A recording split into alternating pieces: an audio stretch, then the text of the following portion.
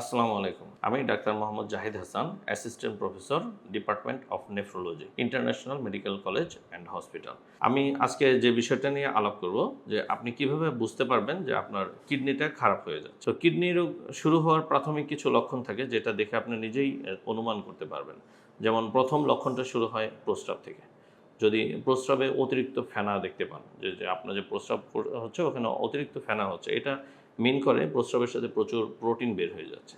অথবা প্রস্রাব লাল হয়ে যাওয়া বা প্রস্রাবের সাথে প্রস্রাবের কালারটা বেশি গাঢ় হয়ে যাওয়া, এর সাথে রক্ত যাওয়া, এটাও কিডনি রোগের একটা প্রাথমিক লক্ষণ।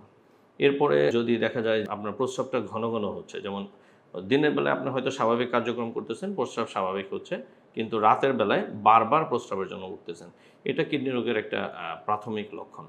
যদি সূচনাতেই এই ধরনের লক্ষণগুলো আমরা দেখতে পাই, তখন যদি কিডনিটা আপনি পরীক্ষা করে নেন এবং চিকিৎসা শুরু করেন, তাহলে দীর্ঘদিন এই কিডনি রোগ থেকে আপনি মুক্ত থাকতে পারবেন।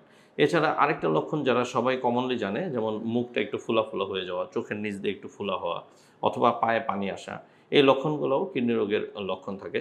দেখা যায় যে অল্প বয়সে অনেক বেশি প্রেশার বেড়ে যাচ্ছে, আপনার ব্লাড প্রেশার এত বেশি যেটা আপনার বয়সের সাথে সামঞ্জস্যপূর্ণ না, এবং একাধিক ওষুধ দিয়েও প্রেশারটা নিয়ন্ত্রণ করা যাচ্ছে না, এটাও কিডনি রোগের একটা লক্ষণ। তো এই লক্ষণগুলো যদি কারো দেখা দেয়, তাহলে আমাদের পরামর্শ থাকবে দ্রুত কিডনিটা পরীক্ষা করান এবং নিকটস্থ ডাক্তারের পরামর্শ নেন। আরেকটা কমন লক্ষণ আমরা অনেক সময় এটা খেয়াল করি না, যেমন অনেকে বলে মাসেল ক্রাম্প, মানে রাতে শুয়ে আছেন, ঘুমের মধ্যে হঠাৎ করে আপনার হাতে পায়ের রগে টানা দিয়ে দিচ্ছে, পায়ের যে নিচের যে রানের হাঁটুর নিচে মাংসগুলো থাকে, এই মাসেলগুলো দেখা যায় যে ক্রাম্প করতেছে। তো এটা অনেকে মনে করে যে ভিটামিনের অভাব, ক্যালসিয়ামের অভাব বা হাঁটাচলা থেকে হচ্ছে, কিন্তু এটাও অনেক সময় কিডনি রোগের লক্ষণ হিসেবে প্রকাশ পায়। কারণ কিডনির একটা কাজ হচ্ছে সোডিয়াম, পটাশিয়াম এগুলোকে ব্যালেন্স রাখা। যদি এগুলো ব্যালেন্স নষ্ট হয়ে যায়, তখন এই মাসেল ক্রাম্প হিসেবে এই লক্ষণগুলো প্রকাশ পেতে পারে। আর আরেকটা লক্ষণ থাকে যে ইচিং, আমরা বলি যে চুলকানি, যে তেমন কোনো স্কিনে প্রবলেম নাই, কোনো র্যাশ নাই, কোনো ছোট কোনো পিম্পল বা গোটা নাই, কিছু নাই, ড্রাই স্কিনের মধ্যে ইচিং, এটাও কিডনি রোগের একটা লক্ষণ।